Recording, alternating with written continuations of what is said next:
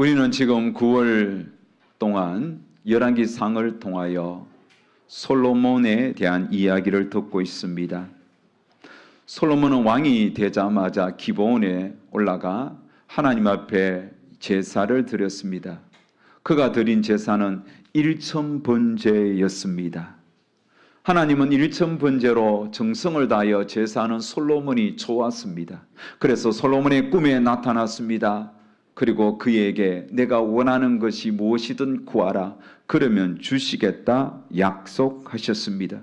솔로몬은 부귀도 영광도 구하지 않았습니다.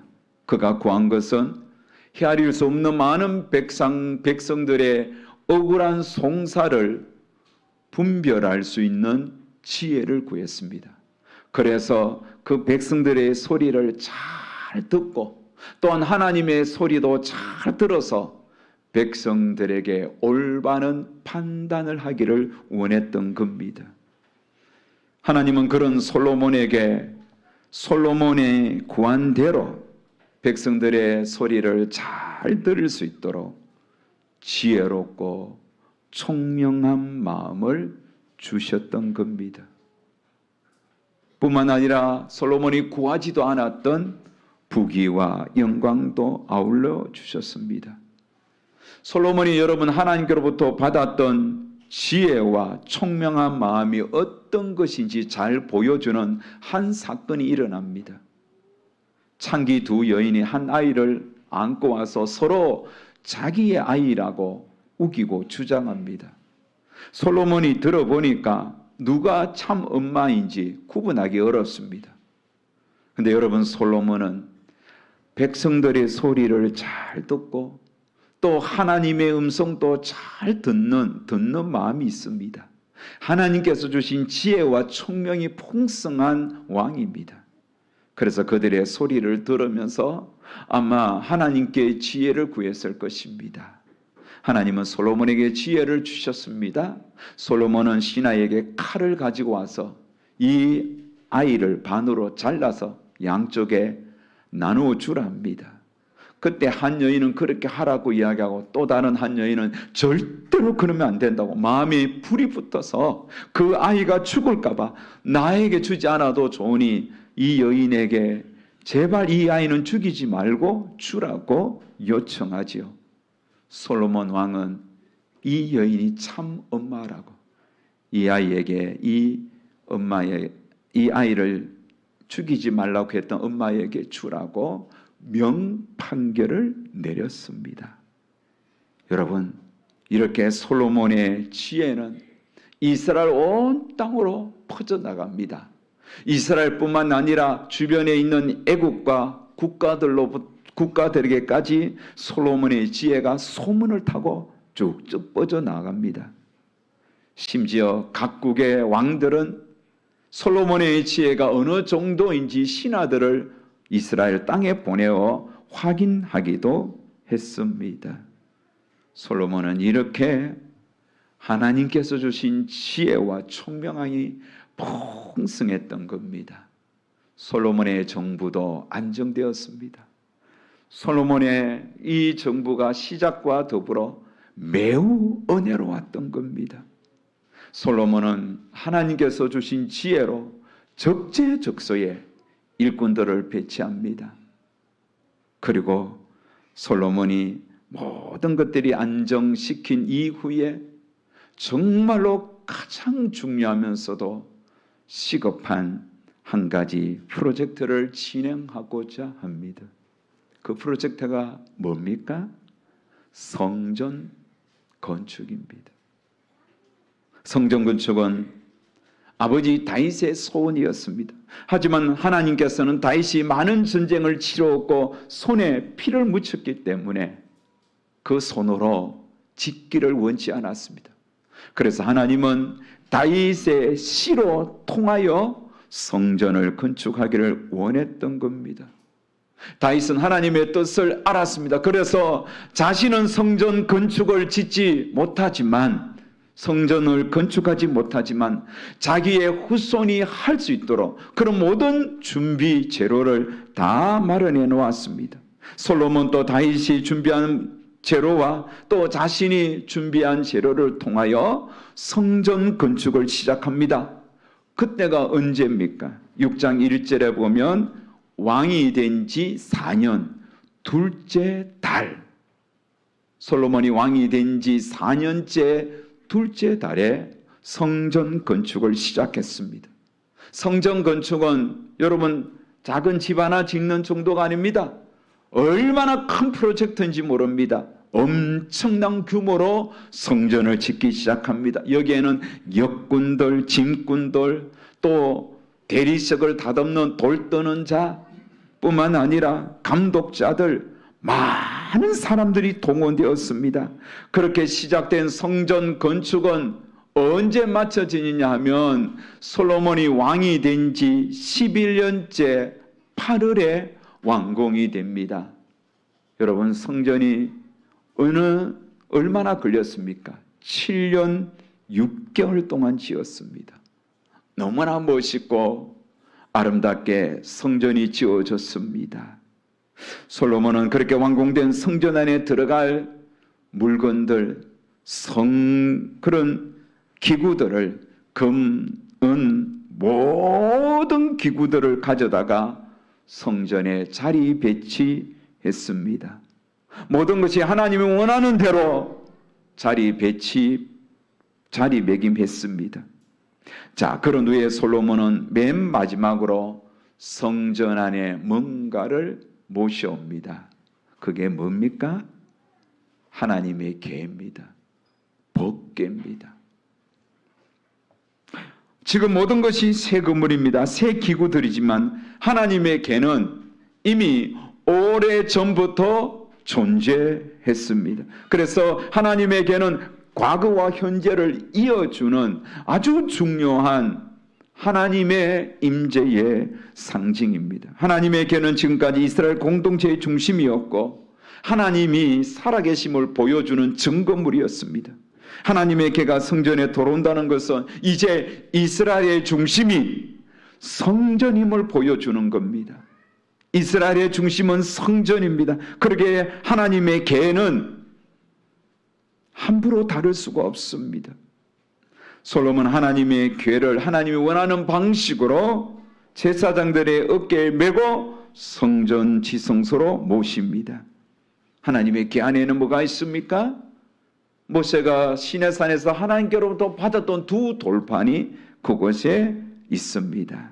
자, 이렇게 하나님의 궤를 지극정성껏 제사장의 어깨에 메고 지성소 안으로 지성소 안에 하나님의 궤가 앉을 자리에 딱 안치해 놓고 제사장들이 성전 밖으로 나왔을 때 놀라운 광경이 펼쳐집니다. 그 광경이 열왕기상 8장 10절에서 11절에 있습니다. 우리 한번 같이 읽을까요? 시작. 제사장이 성소에서 나올 때에 구름이 여호와의 성전에 가득하매 제사장이 그 구름으로 말미암아 능히 서서 섬기지 못하였으니 이는 여호와의 영광이 여호와의 성전에 가득함이었더라. 아멘.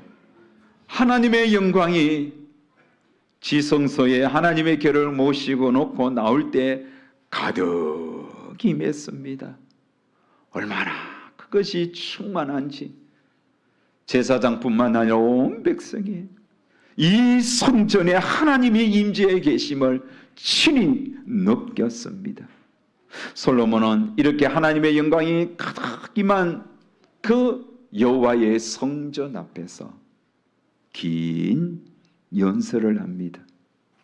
연설하면서 솔로몬은 왜 자신이 성전을 건축했는지, 내가 이 성전을 건축할 수밖에 없었던 이유에 대하여 몇 번이나 밝힙니다.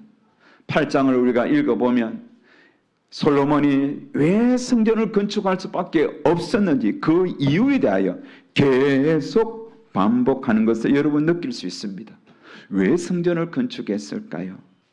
그건 바로 여호와의 이름을 위했습니다. 17절, 18절, 19절, 20절에 보면 여호와의 이름을 위하여, 여호와의 이름이 바로 이 성전을 건축하겠다는 겁니다.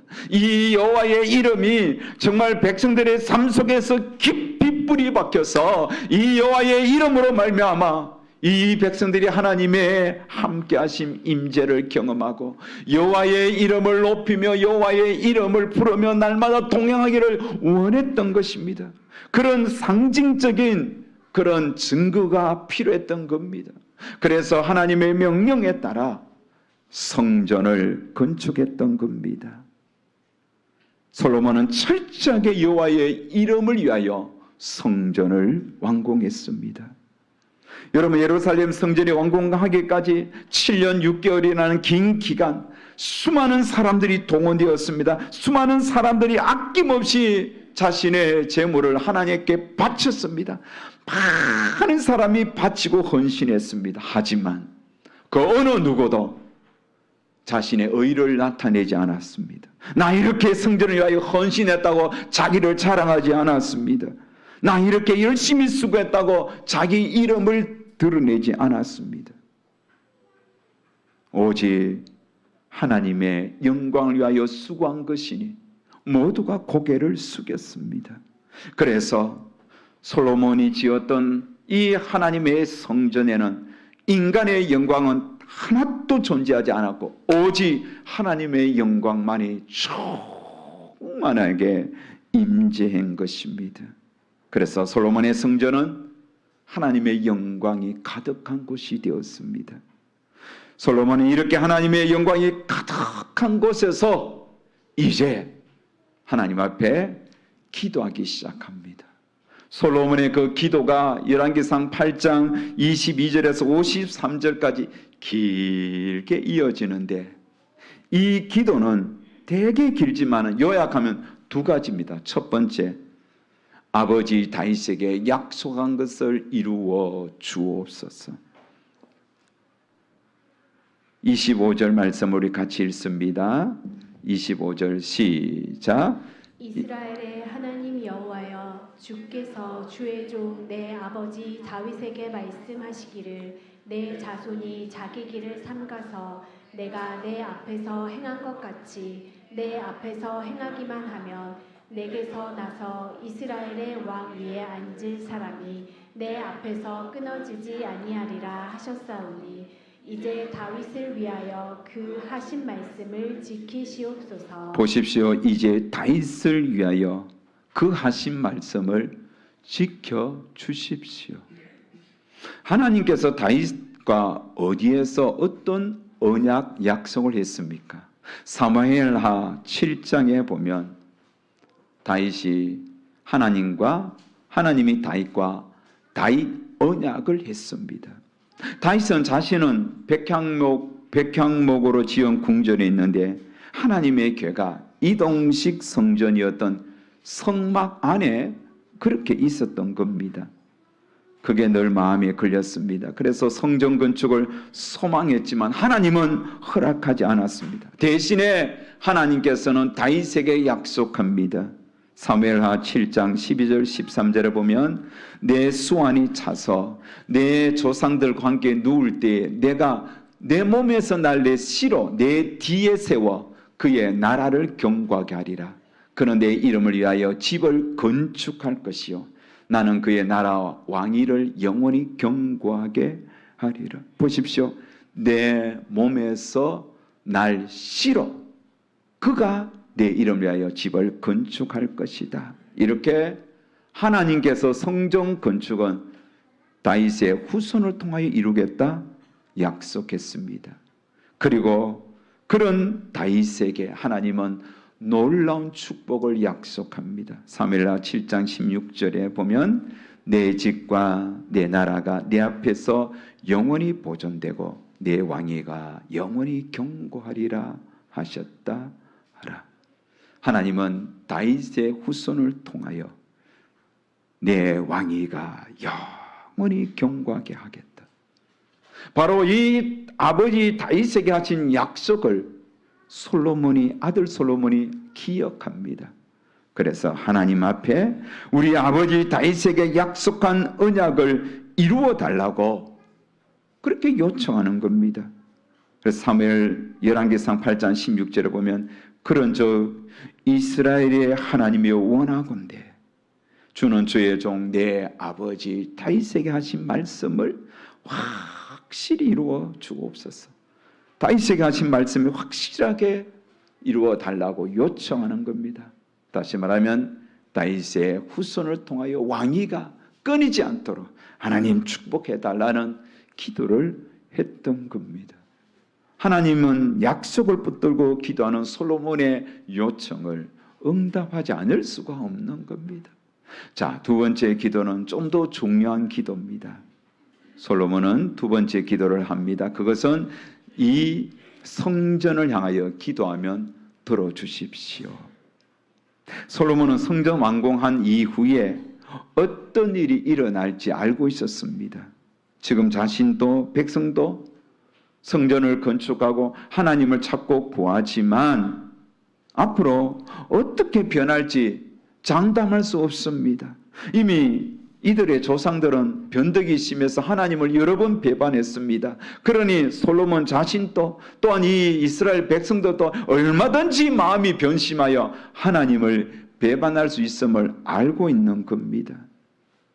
이미 조상들의 죄는 자신들에게 전가된 것임을 알고 있었습니다. 그래서 이들도 조상들과 다를 바 없이 틀림없이 하나님을 배반하고 투덜거리다가 큰 재앙을 만날 것을 솔로몬은 이미 알고 있었습니다.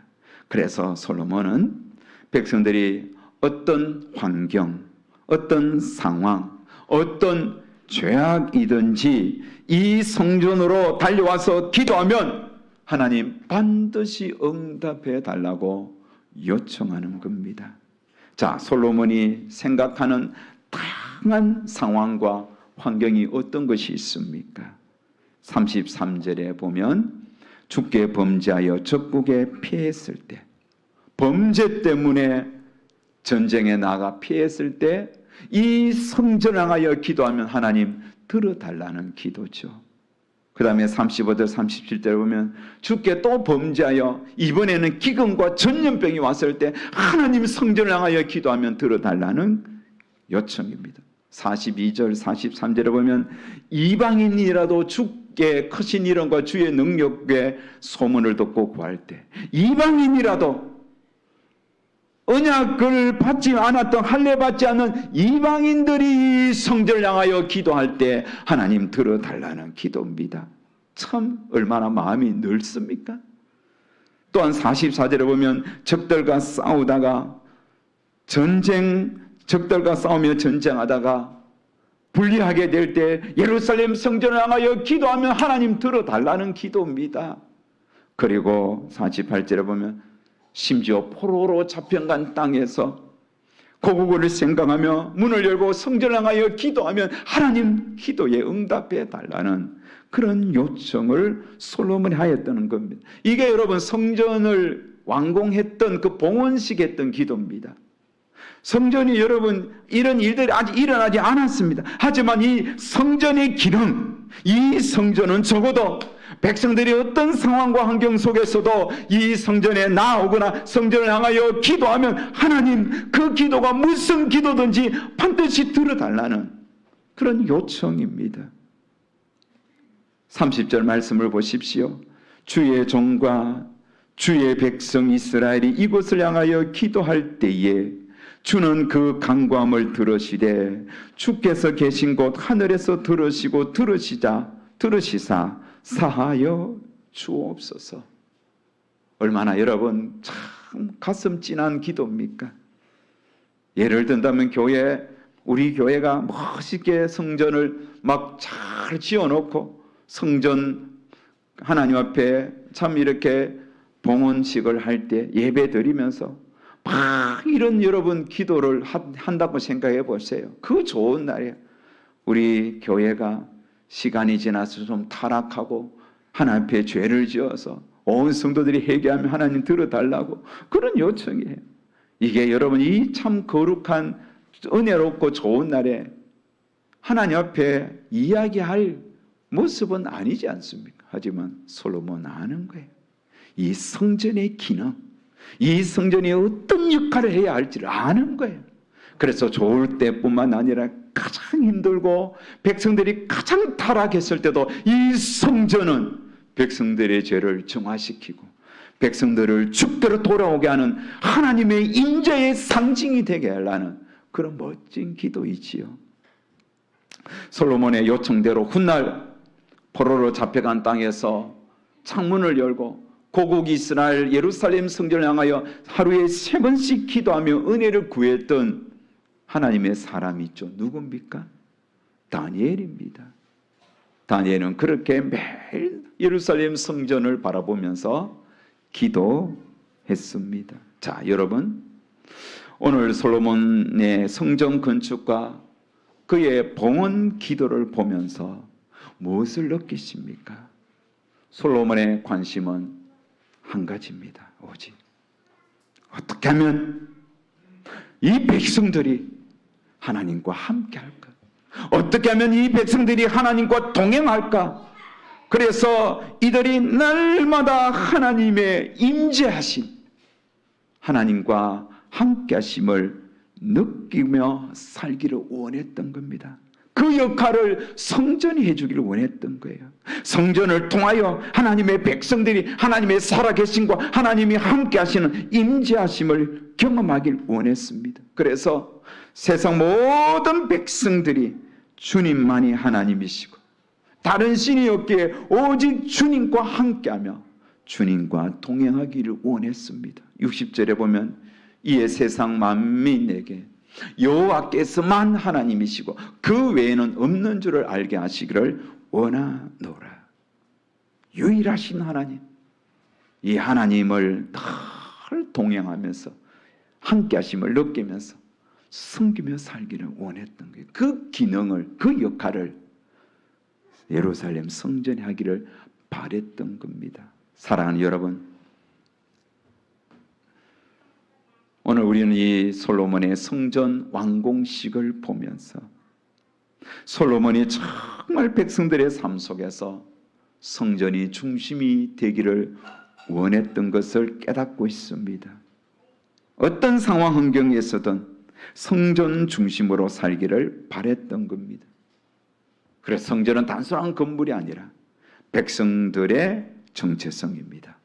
백성들의 과거와 현재와 미래를 이어주는 그런 브릿지입니다. 성전에는 하나님이 계십니다. 그래서 성전 중심으로 살면서 날마다 하나님과 동행하며 살아가기를 원했던 겁니다. 그렇다면 오늘 저와 여러분은 무엇을 통하여 하나님의 임재를 느껴야 되겠습니까? 무엇을 통하여 하나님과 동행할 수 있어야 되겠습니까? 교회입니까? 어느 교회예요? 우리 예인교회? 아니면 잘 지어진 큰 교회? 우리나라에 유명한 그런 큰 교회? 여러분, 오늘날 우리 눈에 보이는 이 교회는 엄격하게 성전이 아닙니다. 교회는 예배당입니다. 하나님을 예배하기 위해서 지어진 건물일 뿐입니다. 진짜 성전은 예수님이십니다. 예수님이 성전 그 자체입니다. 구약에서 그 솔로몬이 지었던 그 성전의 기능을 오롯이 감당하는 것은 이런 건물 교회당이 아니라 예수 그리스도가 진짜 성전인 거예요.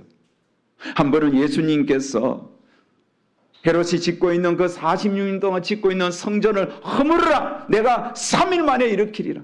유대인들이 우리가 46년 동안 지었는데 어떻게 3일 만에 일으키겠다고 하느냐고 했을 때 예수님이 뭐라고 이야기했습니까? 요한복음 2장 21절에 보면 예수는 성전된 자기 육체를 가리켜 말씀하신 것이라. 그렇습니다. 예수님은 성전이십니다.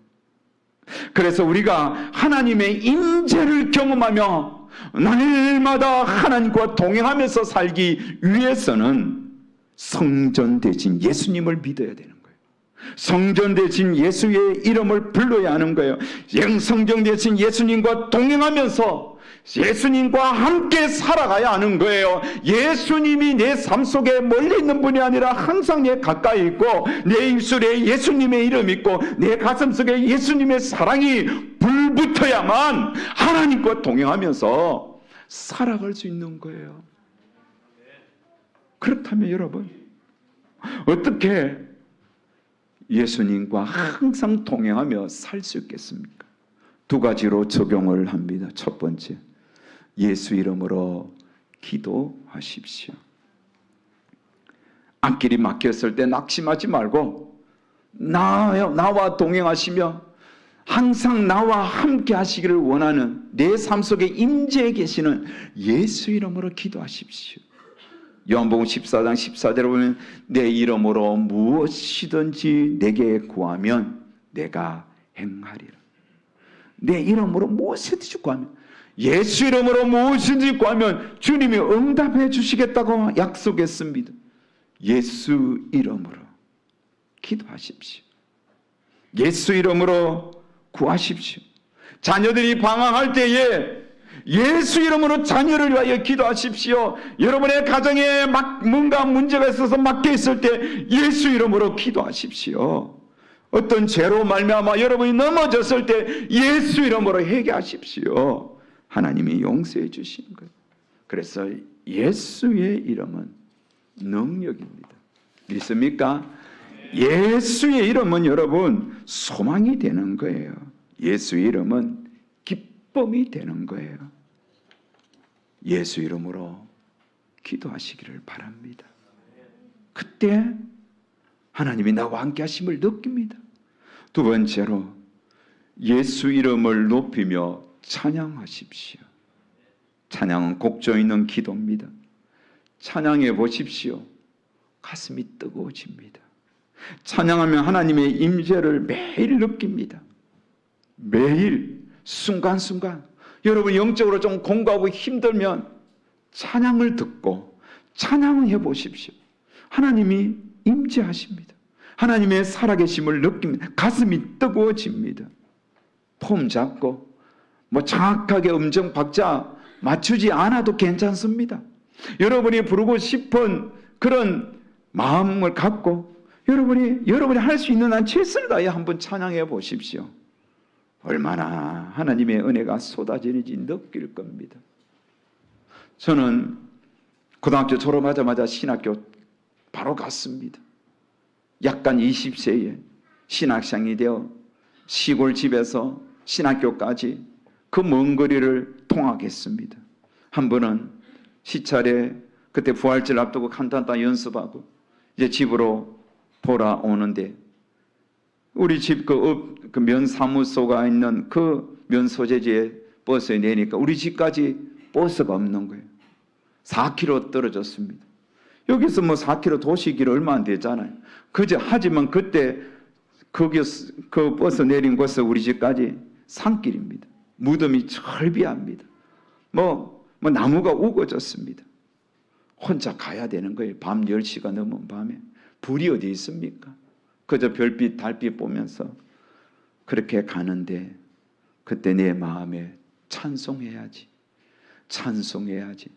그러면서 한 시간 남짓 걸어가는 내내 그 어린 나이에 찬송을 불렀습니다. 대산을 넘어 험곡에 가도 빛 가운데로 걸어가면 주께서 항상 지키시기로 약속한 말씀 변치 않네. 하늘의 영광 나의 맘속에 차고도 넘쳐 할렐루야를 힘차게 불러 영원히 주를 찬양하리. 이 찬송뿐만 아니라 내가 아는 찬송을 계속 부르면서 가니까 참 희한하지요. 이쪽 길로 가면 분명히 이 상가 이렇게 장례를 치를 때에 그거 있는 거죠. 장례에 그런 그 상녀 집이 있는데 그 길은 정말 무서운 길인데 오기가 생기면서 찬송하면서 그 앞을 지나가는 거예요. 보면서 그때 내 마음에 하나님이 나와 함께 하신다. 그 어린 나이에 찬송을 부를 때에 하나님의 은혜가 느껴졌습니다.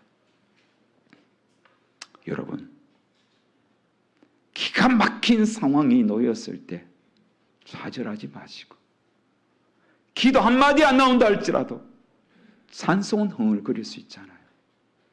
그러면 하나님의 위로가 있어요. 하나님의 임재를 경험할 거예요. 한 번은 짧은 목사님의 소처 영상을 본 적이 있습니다. 그분이 부목사 때 경험한 것을 간증했습니다. 여름 수련회 앞두고 준비하다가 정말 이제 정교 여름 수련회 했는데 강사 목사님 와서 설교를 했는데 첫날 집회가 끝난 후에 어떤 청년이 자기에게 찾아와서 너무 큰 은혜 받았다고. 그래서 둘째 날 저녁에 자기가 특송하겠다는 거예요.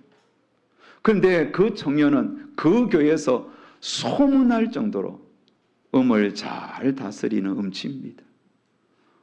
그러니까 노래 잘하는 찬양 잘하는 사람도 많은데 그렇게 음치가 그것도 외부 강사 앞에 찬양하겠다 하니까 이 부목사님 입장가 곤란한 거예요. 야, 딴 데 하면 안 되겠냐? 하겠다는 거죠. 그래서 담임 목사님한테 목사님 저 청년이 특송하겠다는데 어쩌면 좋습니까? 담임 목사님 네가 알아서 처리하라. 다시 말하면 절대 세우지 말라 이 말이거든. 그래서 제발 부탁인데 다음에 하지 않은데 이 청년은 자기가 은혜 받았기 때문에 해야 된다는 거예요. 그래서 어쩔 수 없이 여러분 하겠다는데 어떻게 말립니까? 그래서 둘째 날 저녁에 특송을 시작하는데 아니나 다를까 담임 목사님은 부목사 째려보고 자기는 막 암절무절 못하네 찬양을 시작하는데 막 벌써 웅성웅성거리는 거예요. 벌써 음이 막 틀리기 시작하는데 찬양이 계속 거듭되는데 그 예배 모인 온 성도들이 눈물바다가 되는 거죠. 그 찬양이 모든 성도들을 숙연하게 하면서 얼마나 은혜가 된지. 그러면서 그 목사님은 그때 크게 깨달았습니다.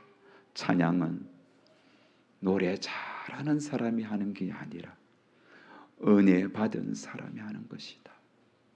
찬양은 은혜 받은 사람이 할 수 있는 것이다. 그 찬양에 하나님의 임재가 강하게 느껴진 거죠. 여러분, 예수의 임재, 하나님이 나와 함께 하심을 어디서 느낄 수 있습니까? 예수 이름을 높이며 찬양해 보세요. 하나님이 여러분 곁에서 내가 너와 함께한다. 걱정하지 마. 내가 너의 길을 안전하게 지켜줄 거야. 내가 너와 동행할 거야. 하나님이 속삭여 주세요. 말씀을 맺겠습니다. 말씀이 육신이 되어 우리 가운데 오신 예수님은 성전이 있습니다. 그 성전이신 예수님이 우리와 늘 동행하십니다. 예수 이름으로 기도하시고 예수 이름을 높이며 찬양하면 일평생 하나님의 임재를 경험하면서 하나님과 함께 승리의 길 걸어갈 수 있을 것입니다. 이런 은혜가 저와 여러분 모두에게 있기를 소망합니다.